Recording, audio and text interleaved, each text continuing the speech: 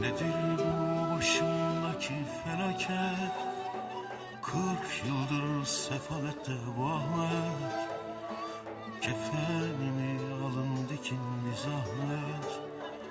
Gömün beni bir başıma. Nedir bu başımdaki felaket? 40 yıldır sefalette bu Ahmet. Kefenimi alın dikin bir zahmet.